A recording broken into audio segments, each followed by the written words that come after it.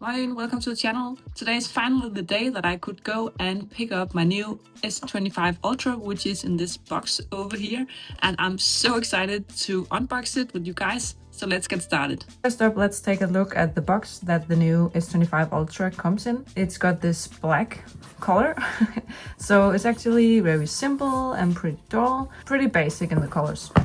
Now, I did pre-order the S25 Ultra from Samsung's own website. I was lucky to get the new Galaxy Buds 3 Pro for free, so I'm really looking forward to trying these earbuds out. I have been eyeing them for quite some time now, and yeah, I'm also really happy that I got them in this gray color instead of the white ones, so they don't resemble my AirPods Pro too much.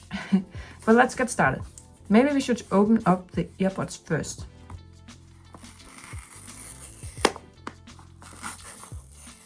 I really love this sound. Alright, there they are. Gosh, look how beautiful this case is. I really think Samsung nailed the design of this Buds case, even though it does resemble the AirPods Pro case a bit.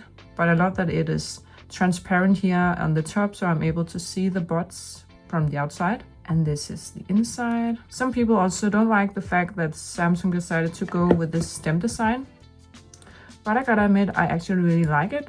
As someone who's used to using the AirPods Pro, I think that'll make it much easier for me to adjust to these new Galaxy Buds Pro 3. But I really like the color scheme of these. Another great feature about these Galaxy Buds 3 Pro is the fact that you can also actually stand them up like this. They won't fall because they're flat here on the bottom, but also on the top. Yeah, and this case of course supports wireless charging.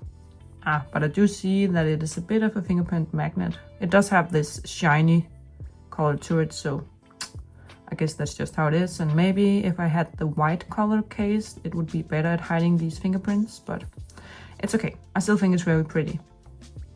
Let's move on to the phone.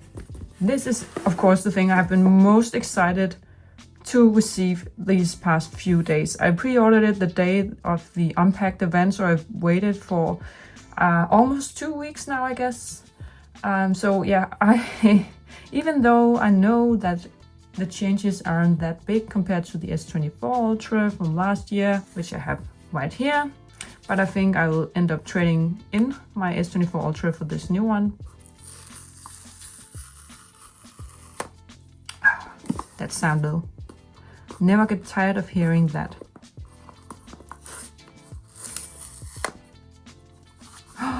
And there it is. As you can see, I decided to go, or maybe you can't see because the colors of this year's S25 Ultra line is rather dull, you know, just like the iPhone 16 Pro colors. This is the new jade green color, which is one of the Samsung exclusive colors. And I was really contemplating whether or not I should go with this jade green color or if I should opt for the silver blue.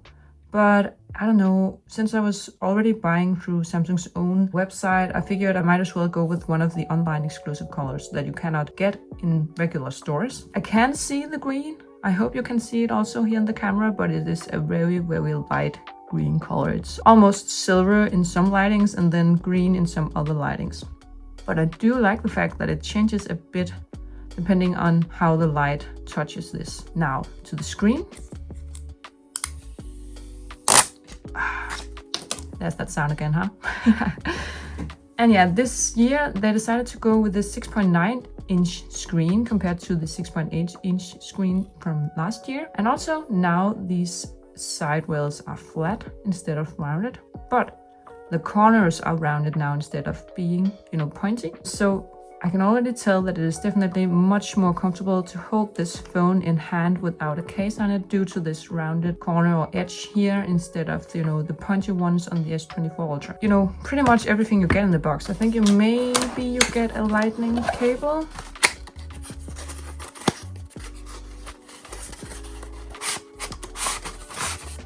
There's a bit of paper, something SIM card tray, ejector, and there you got it. The USB-C to USB-C type cable. The phone doesn't have the charger in the box, and that is a huge bummer, but Samsung is not the only phone company doing this. I think most phone companies nowadays are actually doing this. Sadly, I do know they say it's something about the environment, but come on, it's also because it's cheaper for them, and then it's another incentive for them to earn money by forcing users, especially new users of their phones, to buy a separate charger instead of putting it in the box, where it should be and belong, in my opinion. Or at least, give the customer the option to add this charger for free in the box when you buy the phone, especially if you buy it up front like I did, because it's a lot of money that you have to put towards these phones nowadays. This phone is also very, very expensive. And as you can see here, I actually went with the 1 terabyte model because they had this deal going on where if you pre-ordered it, you could get twice as much of storage without extra additional cost. But let's try to turn on this beautiful phone.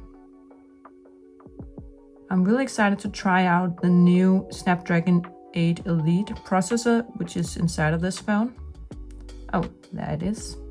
Turned on. It also still has this titanium rails here. The sides of the phone are still made of titanium, and it's still in this matte material. And I really, really like that because it does hide fingerprints much better than this shiny rails that you see on some phones. But the back is a fingerprint magnet for sure. Can already see my fingerprints. So you definitely have to wipe down this phone often if you decide to go caseless with it. There we go. And since I'm living in Denmark, I choose Danish, next up. And then I can just go through the setup process of this phone, which I'll do off camera in a bit. I just wanted to do a quick comparison between this new S25 Ultra and then my S24 Ultra from last year. They're almost the same size. I actually think the no, they're the same height for sure. No difference there. And they're also kind of the same width, but I do think the rounded edges of the S24 Ultra does make it seem a bit larger than the flat ones over here on the S25 Ultra. And then of course the pointy corners here also sticks out more than the rounded ones. Otherwise, when you see them from behind, they look pretty similar. They have these huge camera rails here on the S25 Ultra compared to the S24 Ultra. I don't know if I actually prefer, the light colored camera rails here on the S24 Ultra compared to the S25, because I thought that they matched up with the colors of these titanium sides better on the S24 Ultra compared to the S25, where these are black and then the sides are, this titanium color. But that's just an aesthetics thing. It's not something that I worry too much about. And also the thickness of the cameras. I don't know, maybe the S25 does have a bit thicker camera lenses here, but that's probably mostly due to these new camera rails that they're using. But the feel on the hand, I can definitely feel that this is much more comfortable to hold due to not having these pointy corners. But also, when you hold it around, it does add a bit more grip because it's flat on the sides, even though I do also like the feel of the rounded sides here on the S24 Ultra, because it's almost a bit more comfortable to hold this phone when you're holding the sides compared to this. But then this phone doesn't have this corner here on the bottom. But I think now I'll just set up the phone and then I'll give you my first impressions once I've used it for a bit. I've been using this phone now for the past week or so, and I gotta say that I really, really like this phone.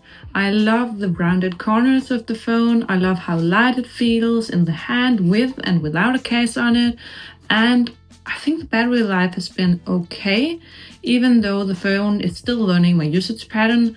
But I feel like maybe my iPhone 16 Pro Max still has a bit better battery life than this S25 Ultra over here. I do not miss the missing Bluetooth feature on the S Pen, since I rarely used it on my S24 Ultra, but I still do think it's odd for Samsung to remove that feature, since it was a cool feature to have on the phone. I haven't tried out that many of the new AI stuff on the phone yet, but I do like the new Now bar on the bottom of the screen for controlling things such as music And I also like the idea of the now brief on the bottom of the screen, which appears for me personally in the morning, when I wake up, at the end of the day, and also before I go to sleep, where it gives me information and quick access to stuff like the weather, calendar appointments, and also some light Samsung Health stuff, like whether or not I should go for a run or do some stretches before I go to sleep. All in all, I really enjoy the phone so far,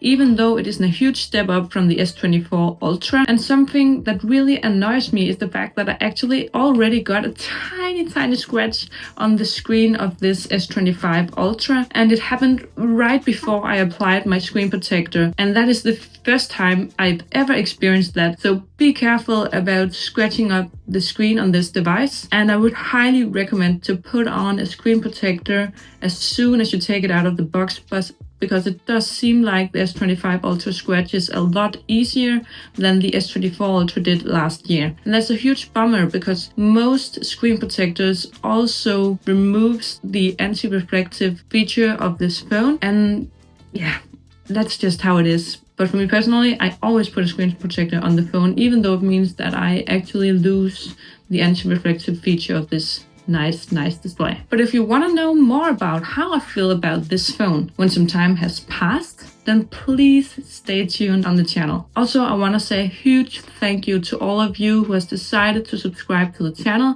It means a lot to me. I love that you want to follow me and see what I'm up to here on the channel.